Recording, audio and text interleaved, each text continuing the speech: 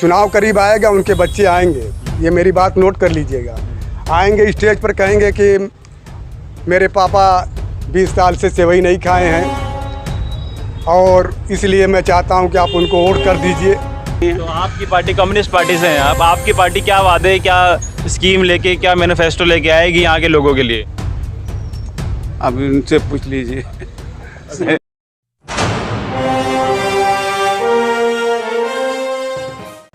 नमस्कार दोस्तों, मैं सुमित यादव, आप देख रहे हैं द सुनामी का चुनावी सफ़र। मऊ की सदर विधानसभा में मौजूद हैं।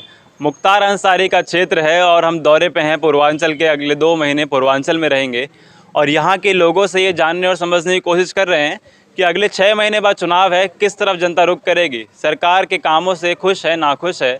सरकार ने जो दावे किए हैं, 4 लाख युवाओं के रोजगार के दावे सरकार कर रही है, समानता की बात करती है मोदी सरकार, सबका साथ सबका विकास की बात करती है।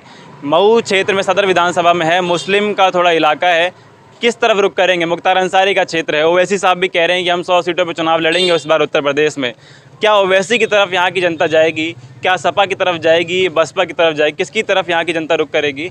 और क्या मुद्दे इस बार चुनाव के रहने वाले हैं, ये हम लोग जानने और समझने की कोशिश कर रहे हैं। कुछ लोग हमारे साथ यहीं के मौजूद हैं, इनसे बात करेंगे और समझेंगे कि यहाँ की जनता जो है वो क्या चाह रही है, क्या इनके मुद्दे इस बार रहने वाले हैं।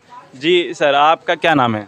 मैं कामरेड अनीस अंसारी के नाम से जाना जाता हूं। अच्छा। मैं हिंदुस्तानी कम्युनिस्ट पार्टी का पूर्व नगर मंत्री हूं। बुनकर फेडरेशन का ऑल इंडिया बुनकर फेडरेशन है, तो ज़िले का मैं संयोजक हूं, कामरेड अनीस अंसारी। तो बताएं ज़रा इस बार कि क्योंकि 6 महीने बाद चुनाव है, तो मुस्लिम जो है वो नाराज़ तो हमेशा रहते हैं भारतीय जनता पार्टी से, तो किस तरफ इस बार का, क्योंकि अभी ओवैसी साहब कह रहे हैं हम 100 सीटों पर चुनाव लड़ेंगे, ओवैसी साहब मसीहा बनते हैं मुसलमानों के, क्या ओवैसी की तरफ जनता यहाँ की रुख करेगी? ओवैसी की तरफ यहाँ के पूरे उत्तर प्रदेश में मुसलमानों का जो हवा खड़ा कर रहे हैं, मुसलमान उनको वोट नहीं करेंगे।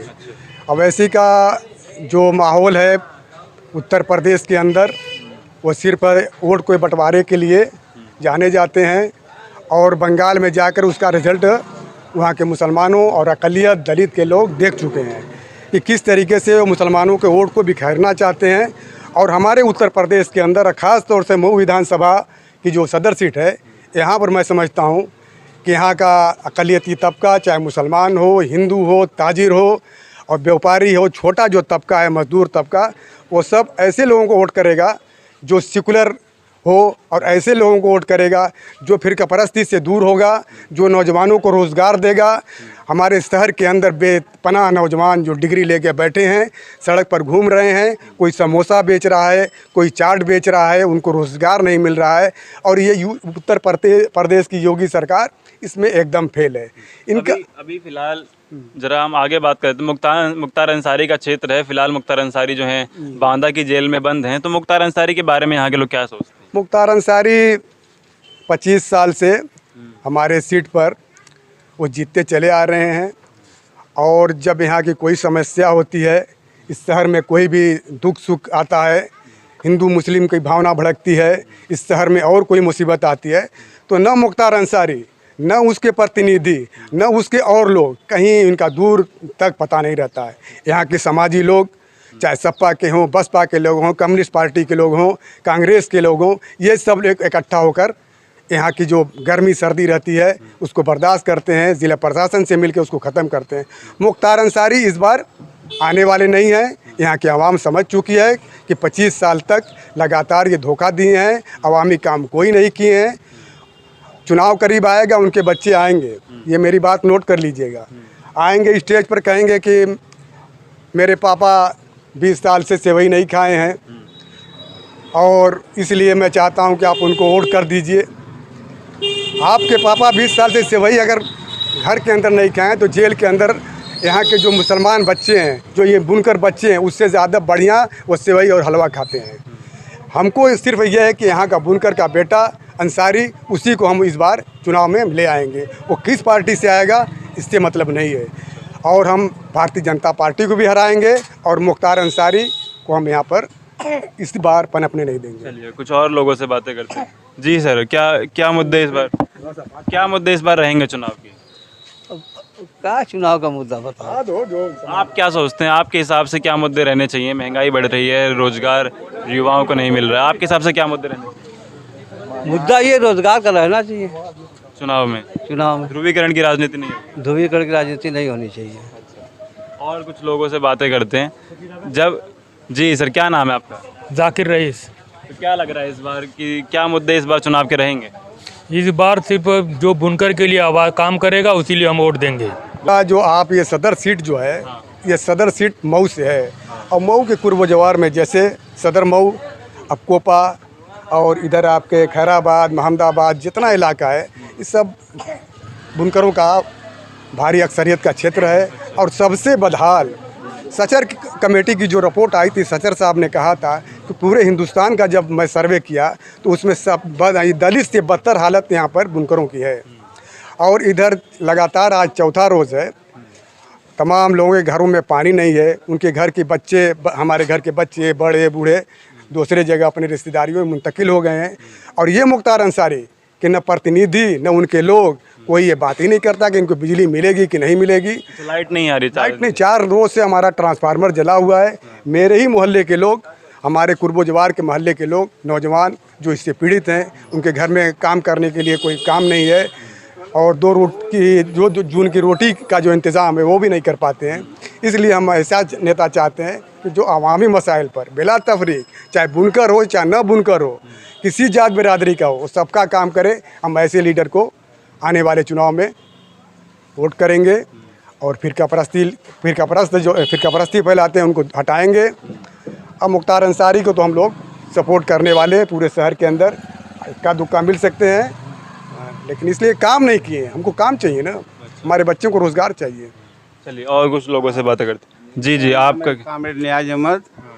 हम एक लाइन बोलना चाहते हैं, मतलब कि देश से महंगाई, भ्रष्टाचार, बेरोजगारी दूर होना चाहिए। बस। तो कौन करेगा दूर? फिर किसकी तरफ रुख करेंगे, किस पे भरोसा कर रहे हैं? जब तक इस देश में कम्युनिस्ट सरकार नहीं आएगी, वामपंथ की सरकार आएगी, तभी देश खुशहाल होगा। तो अभी 6 महीने में तो कम्युनिस्ट की सरकार आ नहीं पाएगी उत्तर प्रदेश में। कभी भी आएगी ना। अब की बार किसकी तरफ जाएंगे? 6 महीने में चुनाव है और तो कुछ जो लोग दावेदार, हम अपने पार्टी के जो हैं वो अपने पार्टी को वोट देंगे। हाँ, अब बाकी जनता की तो हम जिम्मेदार नहीं है। तो आपकी पार्टी कम्युनिस्ट पार्टी से हैं आप, आपकी पार्टी क्या वादे, क्या स्कीम लेके, क्या मैनिफेस्टो लेके आएगी यहाँ के लोगों के लिए? अब इनसे पूछ लीजिए, इनसे पूछ लें। सेक्रेटरी साहब से। आप भी तो कुछ बताएंगे ना? आप भी कुछ बताएंगे कि क्या एक लाइन आप जनता के लिए क्या करने के लिए तैयार हैं? हम लोग बस वही महंगाई, भ्रष्टाचार, बेरोजगारी, हाँ, बलात्कार, ये सब हाँ हिंदुस्तान से आज़ाद कर देंगे। अच्छा। हाँ, ख़त्म कर देंगे। ये सब नहीं होगा।